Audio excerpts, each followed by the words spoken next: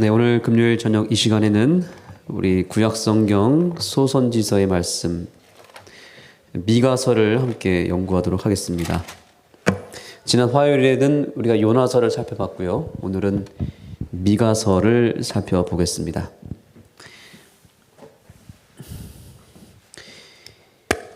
미가서는 그 이름의 뜻이 있습니다.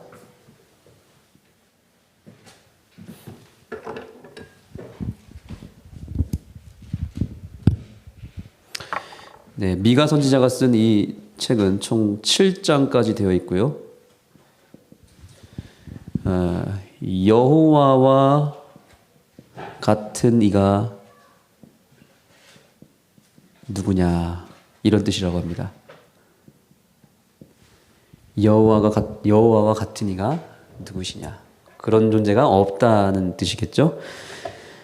이사야와 동시대의 사람이고요. 구조를 좀 살펴보겠습니다. 1장부터 3장까지는 이스라엘의 범죄.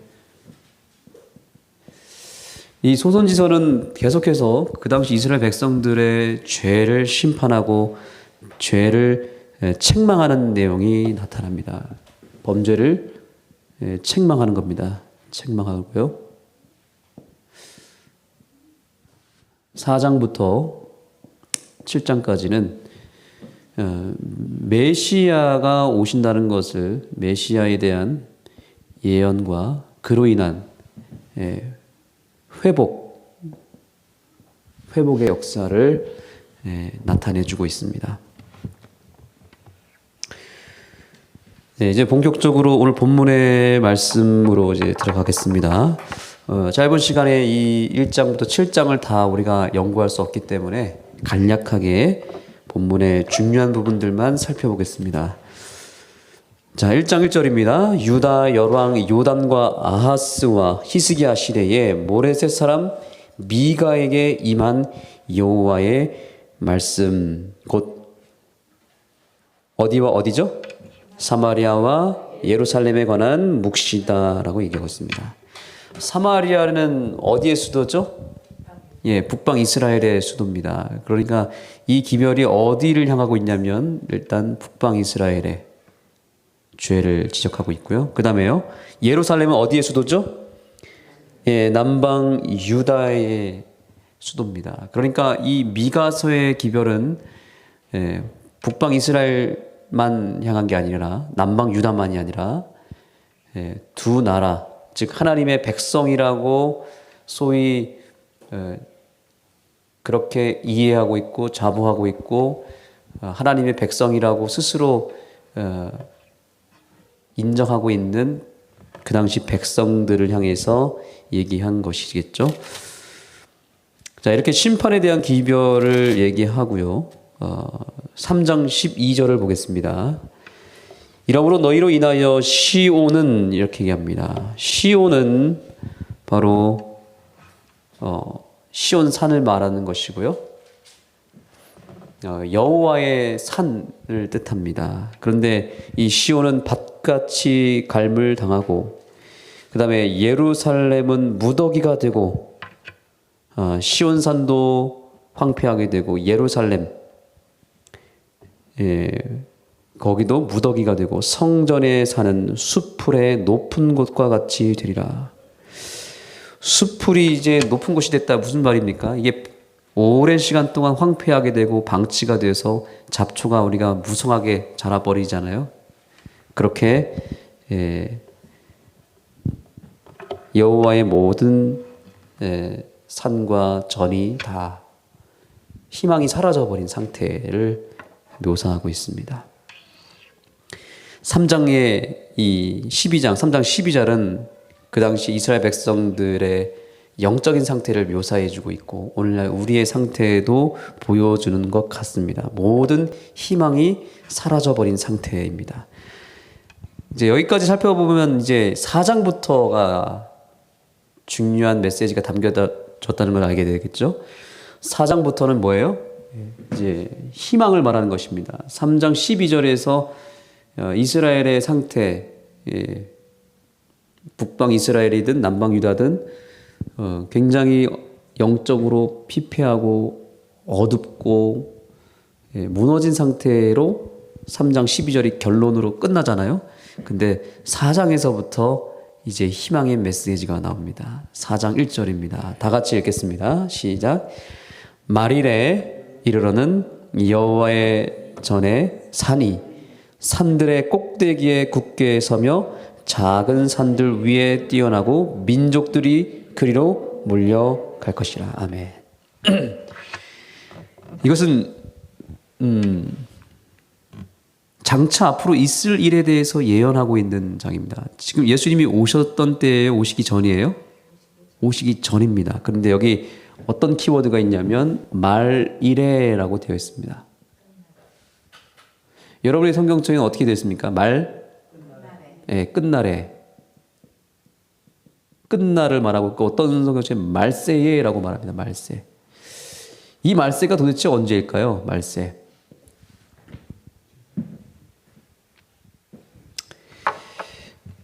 언제일까요? 말세. 여기서 이 당시의 말세는 도대체 언제일까요?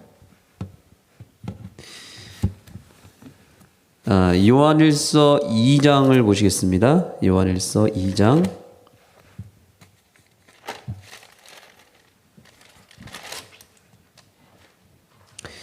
18절입니다. 아이들아 이것이 마지막 때라. 어떤 때라고요?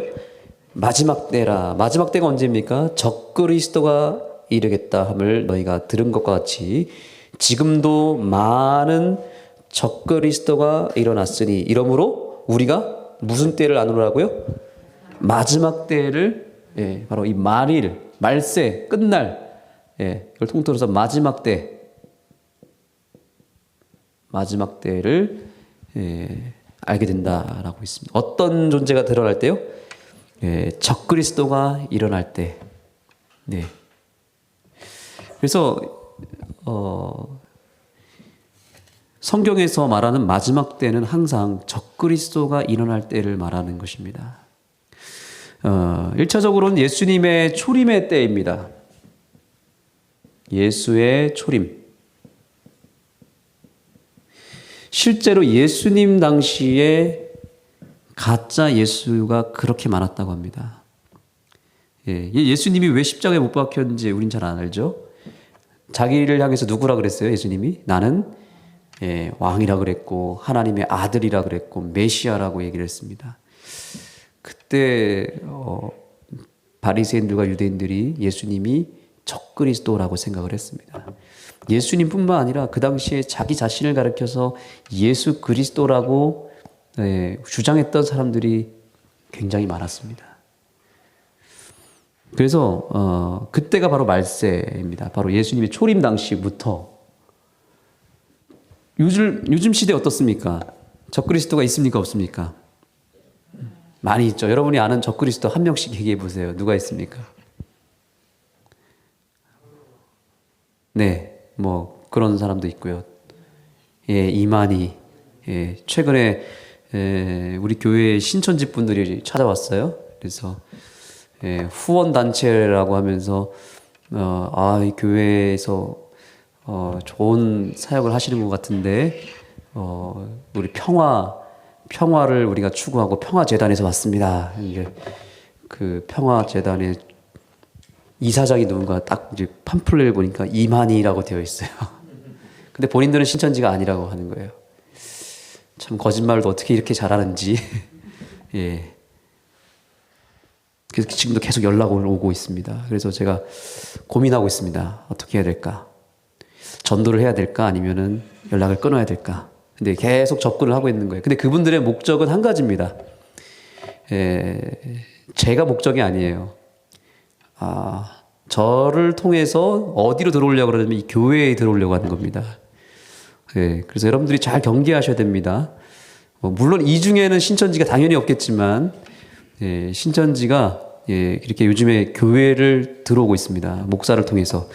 그래서 뭐 저에 대해서 얼마나 칭찬을 많이 하는지 젊은 목사님이 이렇게 뭐 교회를 세우고 뭐 이렇게 개혁적으로 사역하는 거에 대해서 자기들이 너무너무 오랫동안 봐왔다고 하면서 목사님 설교도 듣고 싶고 예배에 참여하고 싶다는 겁니다.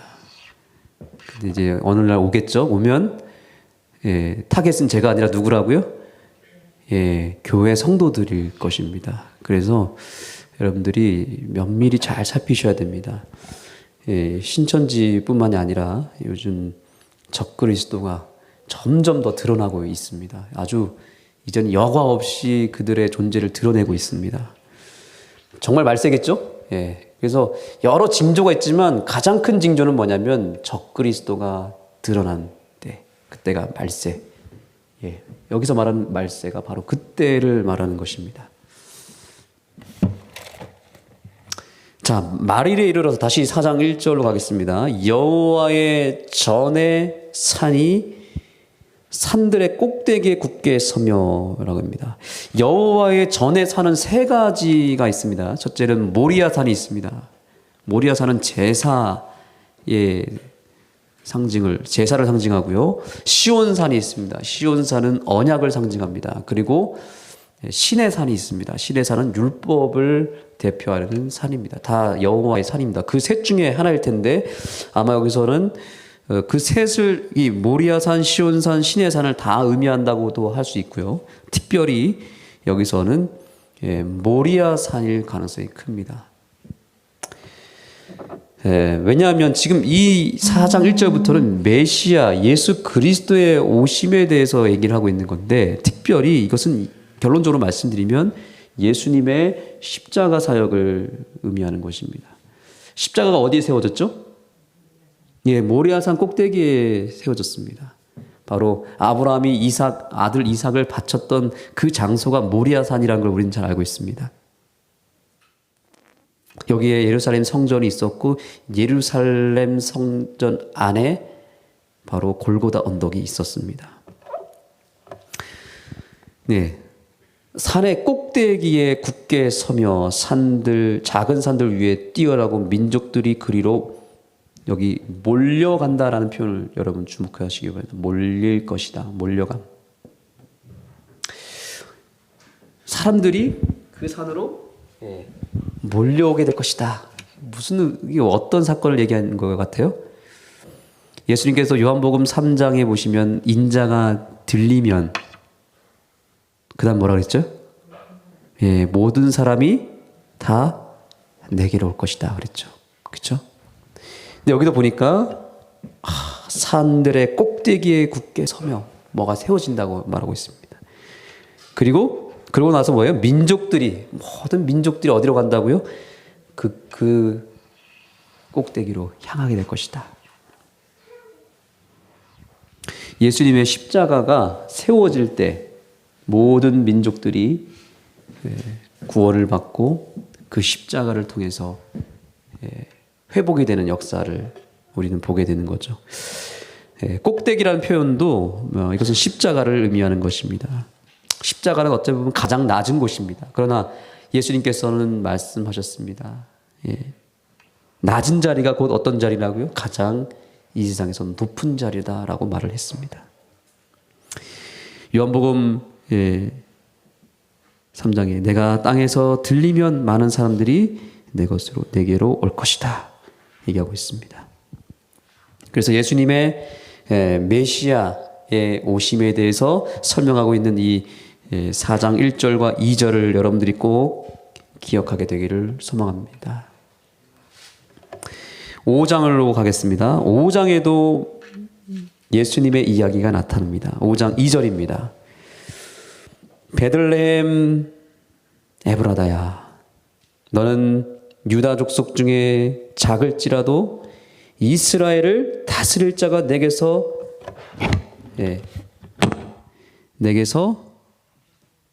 내게로 나올 것이라. 누구죠? 누구를 말하는 거죠? 예수님이십니다. 이스라엘 다스릴 자, 영적 이스라엘, 이 세상을 구원할 자 예수님이 어디서 태어난다는 겁니까? 베들레헴에서 태어날 것이다.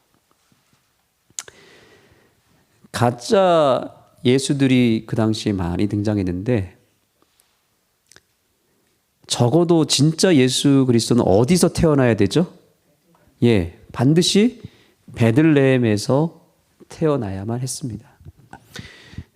우리는 이 구약 성경을 통해서 예수님께서 언제 그리고 어느 장소에서 태어날 건지 다 예언되었다는 것을 우리는 확인해야 됩니다.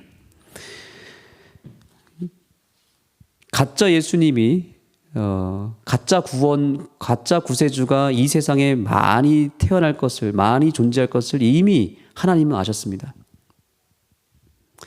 그래서 하나님께서는 진짜 예수님을 분별할 수 있도록 먼저 예수님이 태어나기 전에 시간과 장소와 때와 그리고 그 메시아의 특징에 대해서 정확하게 다 예언을 해놨습니다. 예수님의 예언에 대한 내용이 이 구약성경, 특별히 이 소선지서에 굉장히 많이 나타납니다. 그것을 살펴보면 예수님이 진짜 예수님인지 아닌지를 우리는 금방 알 수 있게 되는 것입니다. 그의 근본은 상고의 태초니라. 이 예수님은 바로 태초부터 계셨던, 우리가 지난주에 남대국 목사님을 통해서 배웠잖아요. 예수님은 처음부터 존재했던 분으로서 이 세상을 창조한 분이라고 우리는 배웠습니다. 바로 그 예수님이 어디에 태어난다는 겁니까? 베들레헴에 태어나게 된다.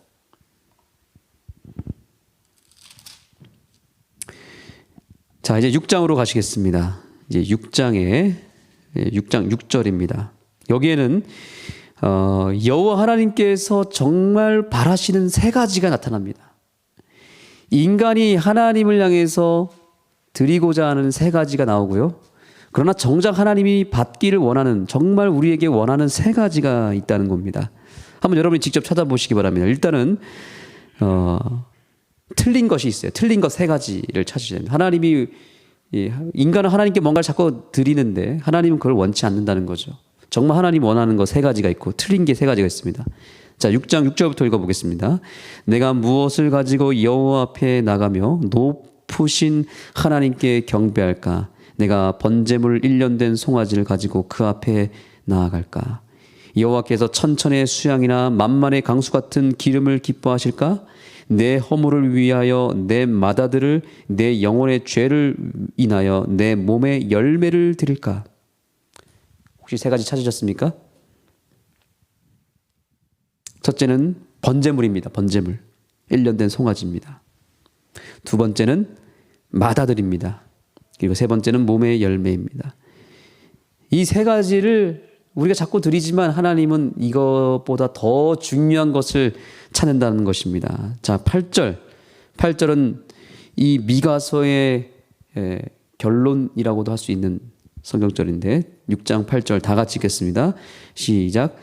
사람아, 주께서 선한 것이 무엇임을 내게 보이셨나니 여호와께서 내게 구하시는 것이 오직 공의를 행하며 인자를 사랑하며 겸손히 내 하나님과 함께 행하는 것이 아니냐. 자, 무엇을 하나님이 원하신다고요? 첫째는 정의 혹은 공의를 행하며, 그 다음에요 인자를 사랑하며, 그 다음에요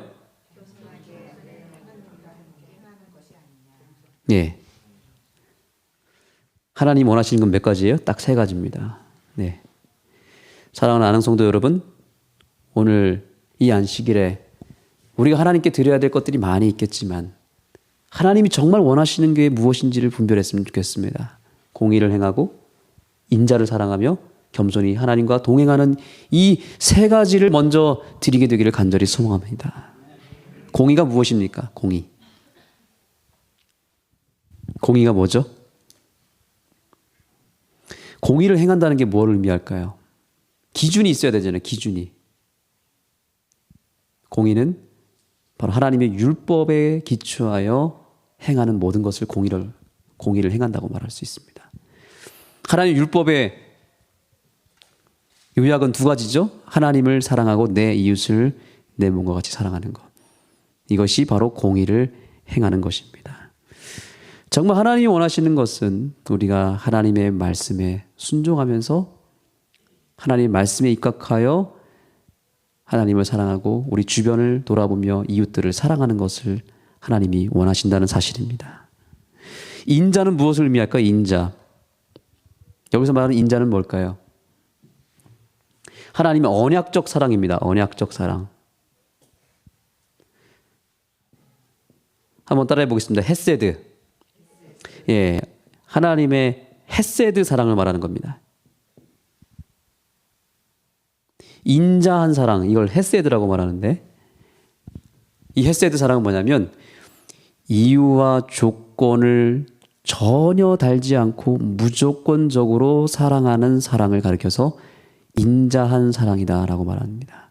세상의 종류는 크게 세 가지라고 말합니다. 여러분들 아실 거예요. 어떤 사랑이 있습니까? 때문에 사랑이 있어요. 때문에 사랑. 너가 나한테 무엇을 해줬기 때문에 나도 사랑한다. 여러분 혹시 때문에 사랑으로 사랑하는 분 계십니까? 때문에 사랑. 너가 나한테 집을 줬기 때문에, 좋은 차를 사줬기 때문에, 너가 좋은 직장을 다니기 때문에, 그런 때문에 사랑이 있죠. 이거 조건이 있는 거예요. 조건이 있는 겁니다. 그런데 어떤 사랑이 있냐면 그럼에도 불구하고 식의 사랑이 있습니다. 이건 어떤 사랑일까요? 너가 나한테 많은 잘못을 했지만 그럼에도 불구하고 뭐 하는 거예요? 계속 사랑해 주는 겁니다. 너가 비록 부족하더라도, 너가 비록 돈이 없더라도, 너가 비록 외모가 부족하더라도, 무엇이 안 되더라도, 너가 나한테 해준 게 없더라도 무조건적으로 그런 조건들을 전혀 돌아보지 않고 무조건적으로 사랑하는 것을 가리켜서 그럼에도 불구하고 식의 사랑이라고 합니다.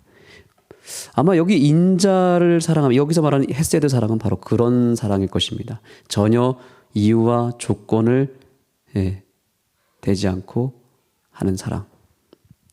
조건이 없는 사랑을 뭐 하라고요? 사랑하라는 것이죠. 그것을 사모하라는 것입니다.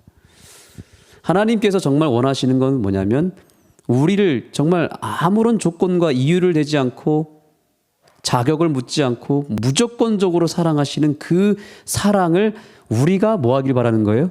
우리가 갈망하고 그것을 사모하고 그것을 받기를 하나님은 원하신다는 사실입니다. 내가 이 안식일에 하나님께 복받기 위해서 뭘 해야 될까? 뭘 드려야 될까? 어떤 헌신을 해야 될까? 혹은 내가 이런 죄를 져서 하나님이 나를 심판하고 나를 사랑하지 않을까? 이렇게 염려하는 것이 아니라 정말 하나님이 원하시는 건 뭐예요? 내가 이런 상황이 있다 할지라도 하나님께서 나를 무조건적으로 사랑하실 것이라는 것을 믿고 그 사랑을 믿음으로 당당하게 받는 것을 주님께서는 원하신다는 사실입니다. 그걸 하나님이 원하신다는 거죠. 뭔가 내가 드리기 전에 하나님은 먼저 그분의 사랑을 우리가 받는 것을 원하신다는 겁니다. 받는 연습을 하셔야 됩니다. 그리고 이제 마지막 뭡니까? 겸손히 하나님과 함께 행하는 것을 주님은 원하십니다. 하나님과 동행하는 것을 원하십니다.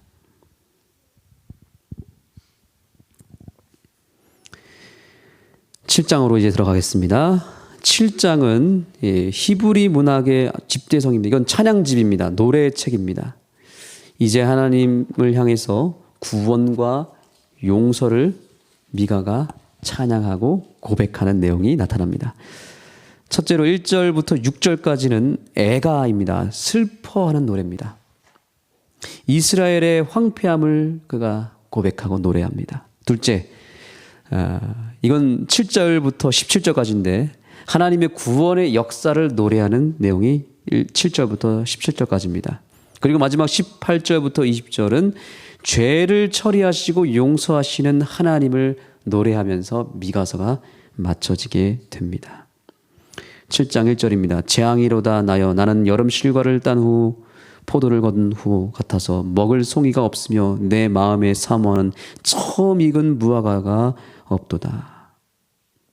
이스라엘의 전적인 타락을 묘사합니다. 2절 보겠습니다. 이와 같이 선인이 없다는 거죠. 세상에서 끊쳤고 정직자가 인간에 있다는 거예요, 없다는 거예요? 없다는 것입니다. 3절입니다. 두 손으로 악을 뭐한대요? 부지런히 행하는 것입니다. 부지런히 선을 행해야 되는데 부지런히 악을 행하고 있는 것입니다. 모두가 이기심으로 가득 찬 상태입니다. 그 군장과 재판자는 뇌물을 구하며 대인은 마음에 악한 사욕을 바라며 서로 연락을 취하니 그들의 가장 선한 자라도, 이것이 이스라엘 백성들의 현재 상태를 말합니다. 여기 잘 보세요. 가장 선한 자라도 뭐 한다고요? 가시 같고, 그 교회에 가장 착하다고 한 사람도 여전히 가시 같은 겁니다. 가장 착하다는 사람이 이런 지경에 있는 것입니다. 가장 정직한 자라도 뭐 하는 거예요? 찔레 울타리보다 더하도다.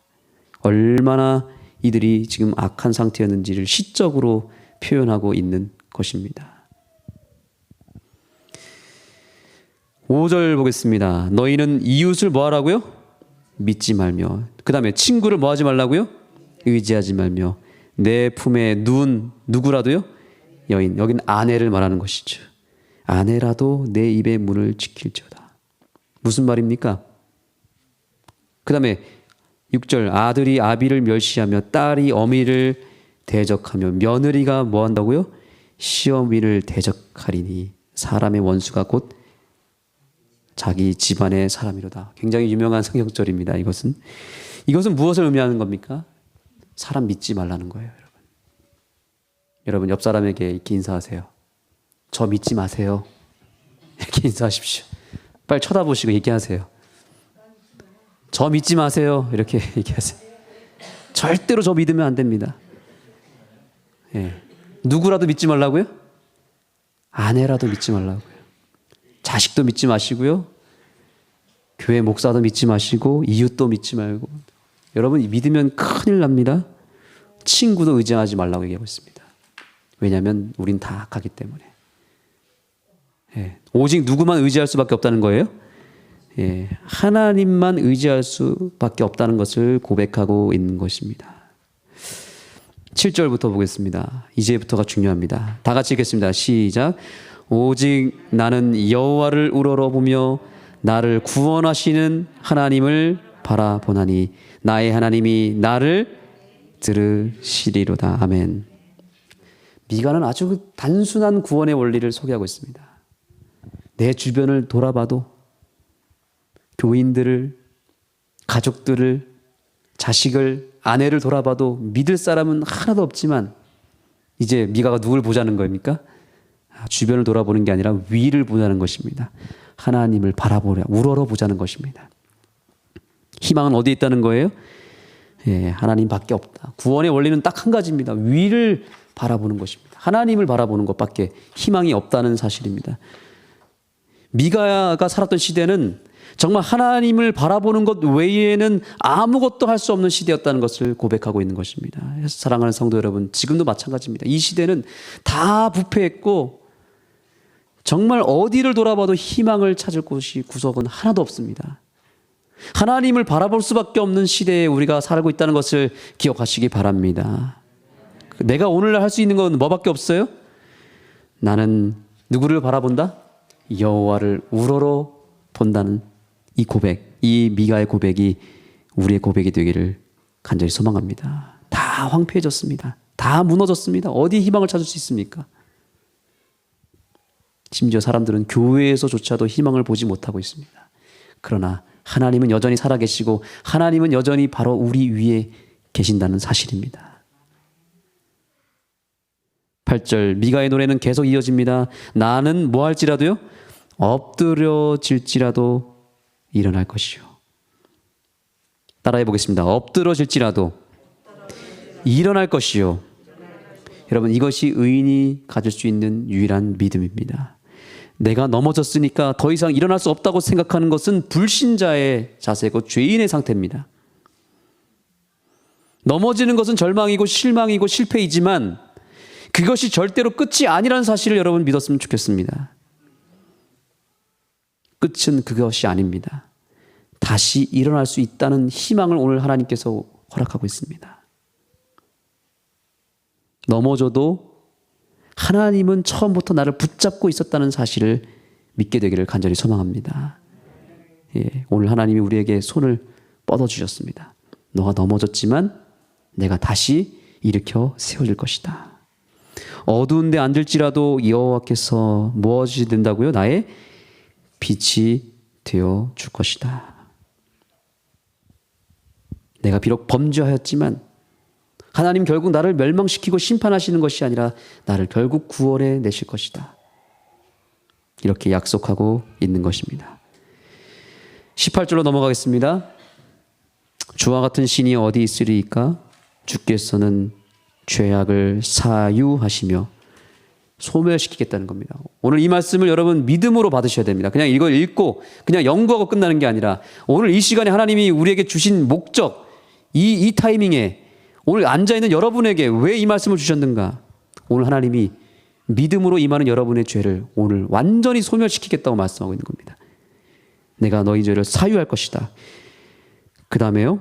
19절 다 같이 읽겠습니다. 시작. 다시 우리를 긍휼히 여기셔서 우리의 죄악을 발로 밟으시고 우리의 모든 죄를 깊은 바다에 던지시리라.